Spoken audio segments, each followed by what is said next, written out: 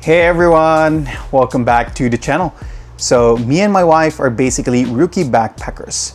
We've only spent a few nights in the backcountry so far, and let me tell you, we've already learned one thing. Your gear will either make your trip amazing or make you question every life choice that got you here.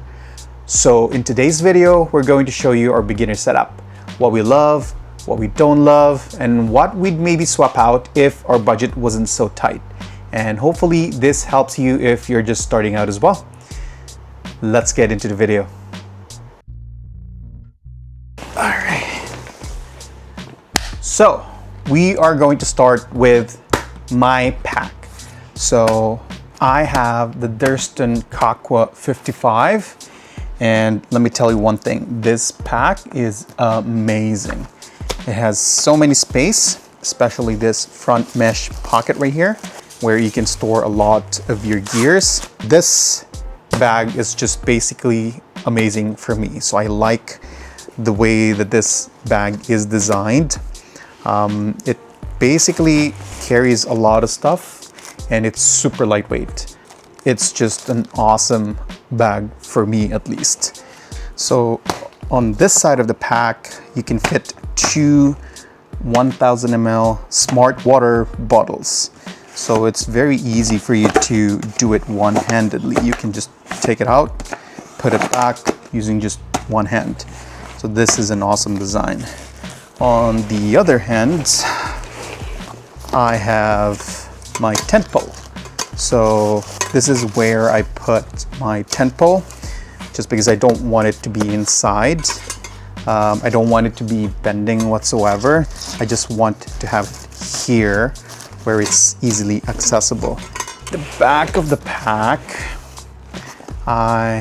basically it has two straps where you can put your water bottle in here if you want, like so, or you can put two. But on the other side I have bear spray. So that's where I usually put it. And in here, on the hip belt pocket, is where I keep my snacks. So I have some snacks in here. And on the other side, I have more snacks. Just because, why not?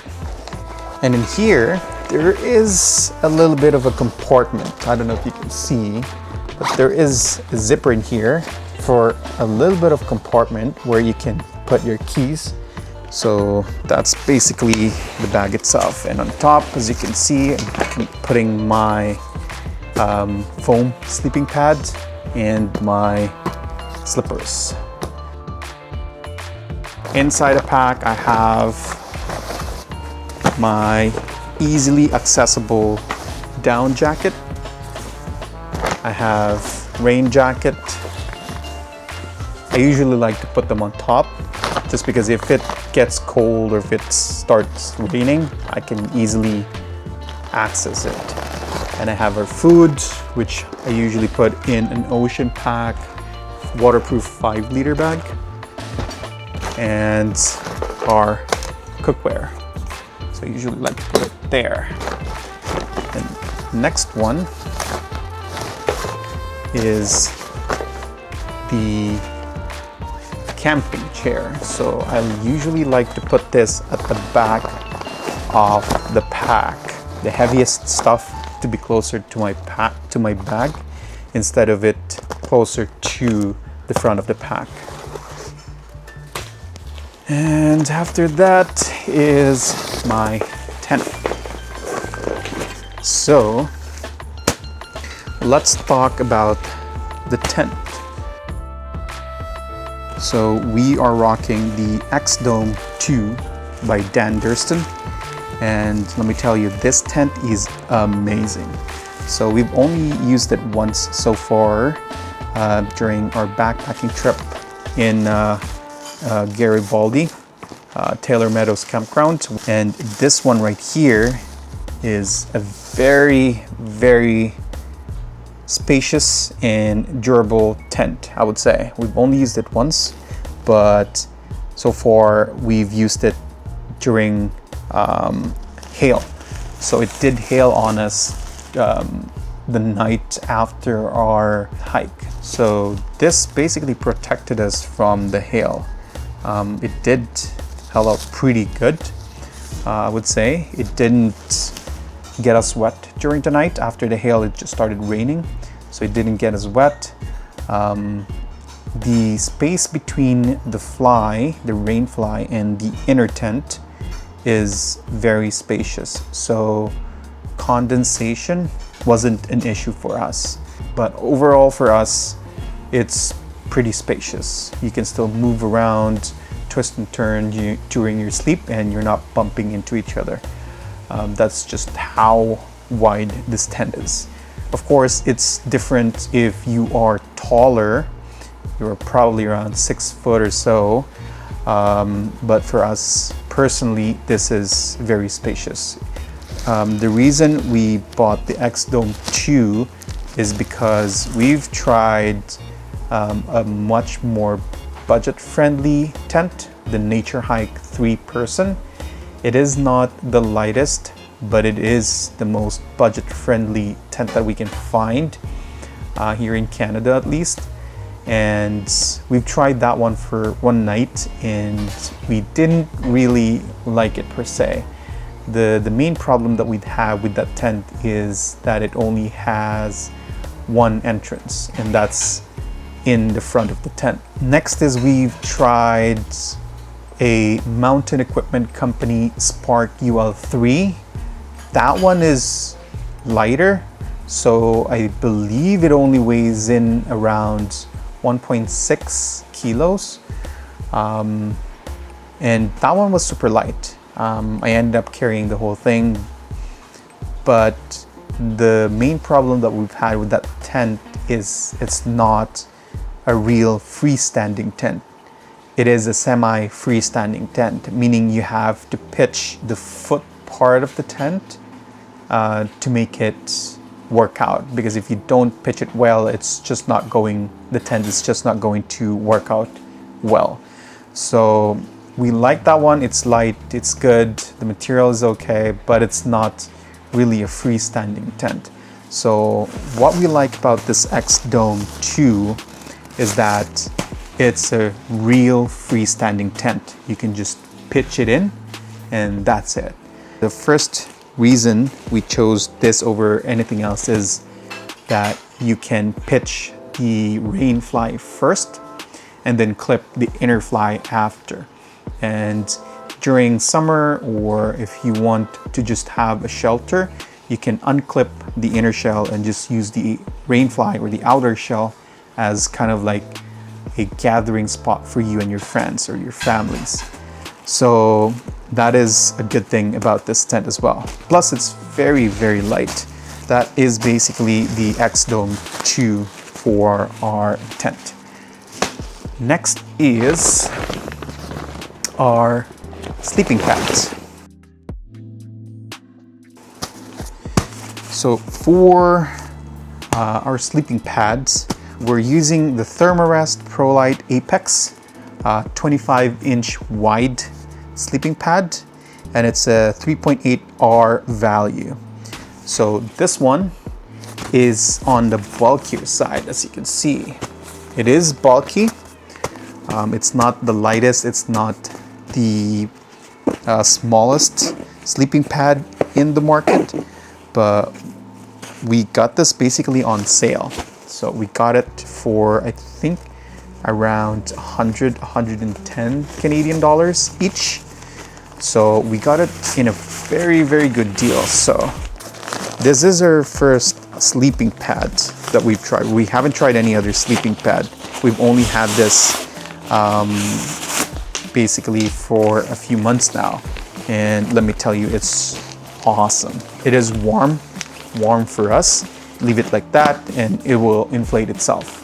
Although you have to put air, if you want it to be a little bit firmer, you have to put air and then just lock it up and close it like so. So that is the sleeping pad that we're using. So this one right here, we find it to be warm enough. Since it has an R value of 3.8, it's not really a cold sleeping pad for us. We haven't tried using it in winter season yet. So we'll see how it performs during winter. We're probably going to try to do a few camps here and there during winter or snow season to see how this sleeping pad will perform. It doesn't really make that noise when you twist and turn during the night, so it doesn't make that, you know, crunch noise like some other sleeping pads in the market. So this is on the quieter side, I would say. It doesn't, you know, make that much of a noise. So that is our sleeping pad. Next up, we have our pillow. So me personally, I have a Mountain Equipment Deluxe pillow. It's the large version. So this one right here is this pillow. So the thing that I like about this pillow is on this part, the upper part of the pillow, it has this foam materials inside, and at the bottom you can just blow air like so to basically inflate the pillow to make it fluffier. It is not the smallest and the packable pillow out there, but it's something that I like using, so I just prefer to have this over anything else. We did try using an air filled pillow, the small ones. I just don't like the feel of it. So when I tried this, I liked it, so I just kept using it. And so yeah, that's my pillow. Usually it's personal preference, so it all depends on you. So after that, I have a big size towel, my fleece, and at the very bottom of the pack is, all right, my sleeping bag. So I have it on a 10-liter waterproof dry bag. I usually put it in there, and inside here I have my sleepwear. So I have an extra boxers, shirt, pants, and an extra sock for the next day, because you know, you never know if it's going to rain or something. I still want to protect my sleeping bag and my sleepwear because I want it to be dry for me to be able to have a good night's sleep during the night. So in here is my sleeping bag. So I have -10 degrees Celsius sleeping bag. So the thing that I like about this is that I can use this as a quilt if I wanted to. So the way this is basically I just unzip it all the way like so, put my foot in here, and then just use it as a quilt. So I just have this one fully open. I haven't used this as a sleeping bag yet. I just mainly use it as kind of like a quilt. The main reason I didn't buy a quilt is I want to be able to use this as a sleeping bag if I needed to, especially during winter. And the main reason I didn't buy a quilt separately and a sleeping bag separately is because I want to have just one sleeping bag. I just want to have this, and that's it. It's also because of a budget, so I prefer to have just one, and that's about it. And so far, during my backpacking experience, this has served me so well, kept me warm. Some nights I even have to put it on the side because it's just so warm and so hot that I just need some air. So yeah, I'm in love with this. All right, so those are the big three. Next up are cookware. So in here, this is basically our whole cookware. It's very compact. I have everything in here. So this is my pot. I have the fire maple. The main thing that I like about this is this wind protection right here. Let me show you the stove quickly. So inside the pot, I have a BRS. I forgot the model number of this, but I have a BRS 3 heads stove that you can basically extend. If you have a like a pan, you can extend this to make the handle longer, like so, or you can just keep it like this. I usually just keep it like this because the thing that I like about this pot is, you see these grooves right here? This sit perfectly. So as you can see, this sits perfectly in there, and the way that this is designed is basically for efficiency. So it blocks wind, so it is much more efficient, and it saves us on fuel as well.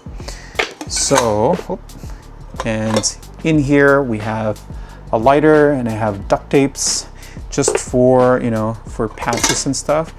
And we have 211 grams fuel inside. So I also carry a fuel stand with me. So yeah, that is our cooking system. I am in love with this pot. It's just because of this. Next is our water filter. So for water filter, we are using a Sawyer squeeze water filter, and we are also using a Canuck 2-liter water bag. So this combination, I got this from other YouTubers, and this one is just an awesome combination. So you can just scoop in 2 liters worth of water from this bag, like so. As you can see, it's just so wide that you can just scoop in water. So with this one right here, this Sawyer squeeze filter, I like to back flush it after our trip, just because I want to get rid of any gunk or debris that gets into the filter. I don't want it to sit and dry for a few days, just because getting rid of those gunk and dirts after a few days of your trip is going to be much harder than doing it the day after or the night after you've arrived home. So yeah, so far so good. The flow is awesome. We've used it multiple times already. This is very handy water filter for us. Here is a long handle spork. So this, we have one of each, one for my wife and one for me. Essentials or miscellaneous. This is my miscellaneous bag. So I have in here sunblock, SPF 50 at least. I have DEET bug spray. I have here a trowel, although I haven't used this trowel. I haven't used it yet. I always carry it with me just in case I have to use it during our backcountry trip. But yeah, I haven't used it, not even once, but I still carry it. Next is I have hand warmers. My wife usually she gets cold pretty easily. This is a very handy thing that we usually carry. So I just carry a few of those. So we also have an emergency blanket right here, just for emergencies. We also I have right here a fire starter. Although I do have a lighter with me all the time, I carry a fire starter with me just in case. You never know, you know, if you run out of fuel in your lighter, you always want to have something to start a fire with. So I have a fire starter here. And next is afterbite.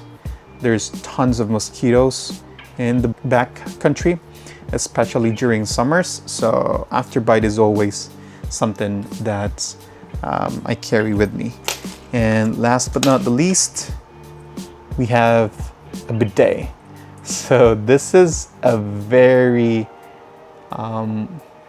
I've seen this from other YouTubers, and I was very skeptical at first, but I've used it a few times, and let me tell you, it's a game changer. This has been one of my favorite backcountry items that I can recommend, that I would recommend to other people. It's just so light, so small, you can just chuck it anywhere else in your pack and just forget about it. But yeah, this is a small bidet. That's basically it for my pack. Next up is going to be my wife's pack.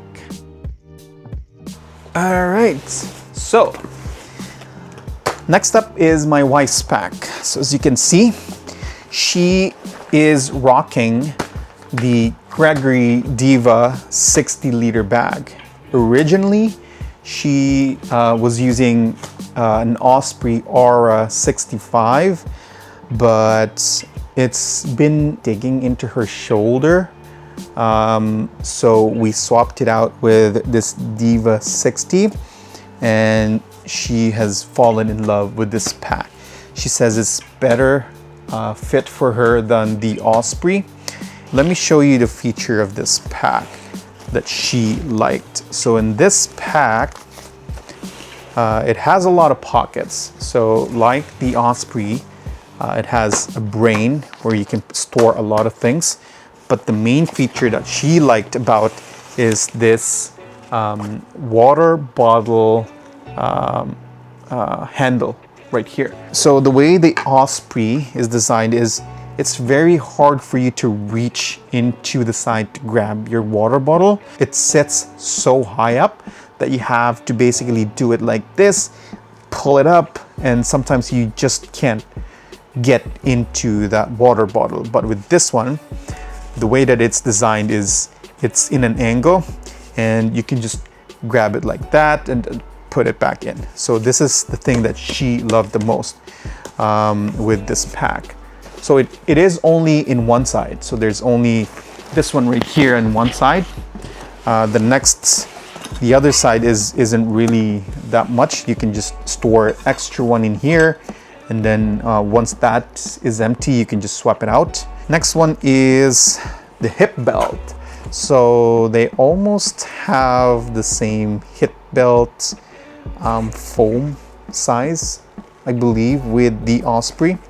So she doesn't have any problem with the hip belt of the Osprey, and she doesn't have any problem with the hip belt of this Gregory pack. The one thing that she didn't like about the Osprey is this shoulder strap. The load lifter on the Osprey is a little bit shorter compared to this Gregory pack. This one right here is very long. So because of this, she feels like the pack itself is much lighter compared to the Osprey, because it just sits a little bit higher compared to the load lifter of the Osprey, where it sits a little bit lower. They have the same design. They have front pockets for snacks. Again, the brain. But the main thing that we are very impressed about this is this one right here. So let me just show it to you quickly. So with the Osprey, you can only access your gears from two sides. One is the top part and one is the bottom part. But with this Gregory pack, you can basically access your gears from the middle. Like so, ta-da, as you can see. So this is something that is very unique and very much impressive of this pack. When I saw it, I was like, oh wow, this is very impressive. This is something that I personally would want to see in the Durston pack if they decide to do that. I believe there is a pack in the market. I don't know if it's Hyperlight or Z-Pack or some other company where you can access your pack. There is a zip in the middle where you can access your pack like so. Let's get into her pack. In her pack, we have a snack. We have an extra 10-liter waterproof bag. This is where what we use usually for bear hangs for our foods and snacks. We have her down jacket. We have a rain jacket. Again, at the back of the pack is a camping chair. This chair right here is a 1.7 pound chair, so it is on the heavier side. But it's just a comfort that we like to bring on camp. Next, she do carry basically our footprint for our tent, just because it's so light and it's so small. It doesn't really weigh much. Again, we have towels, one of each, and pillow. So this is her pillow. It is on the bulkier side. It is very lightweight, but it's on the bulkier side. The thing about this pillow is it's not an air pillow. It's a real camping pillow. The material that is on top of my pillow is the same material that is inside of this pillow. She tried this once, she liked it, and she prefers this type of pillow over an inflatable pillow. Next up is her sleeping pad. So again, it's the Thermarest Pro Light Apex, a 25-inch wide sleeping pad. We do have the same sleeping pad. In here, after is her sleeping bag. We have the same 10-liter waterproof dryer bag from Mountain Equipment Company.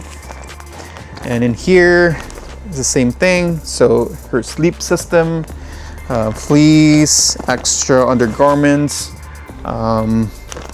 shirts, shorts, socks, and everything else that she will need during the night. And just below that is her sleeping bag. So for her, she did try, or she was using a Mountain Equipment Draco -9 degrees sleeping bag previously, but she just feels so constricted and claustrophobic in that sleeping bag. So we swapped it out with a Big Agnes sleeping bag. This is the Big Agnes Torchlight EXP 20 regular. So the thing that she liked about this is only a 600 fill down power sleeping bag, but for her it's warm enough that she doesn't need something high filled of a sleeping bag. But the thing that she liked about this is basically this part right here of the sleeping bag. You can make it wider if you feel claustrophobic and you feel constricted with the bag. You can make it wider, or you can just zip it up and make it narrower like so. There is this feature on both sides of the sleeping bag. It's not just on one side, so you can have an extra wide sleeping bag or just a regular wide. And if you want, you can just unzip both and have a very extra wide sleeping bag. The next one is basically at the back of the sleeping pad.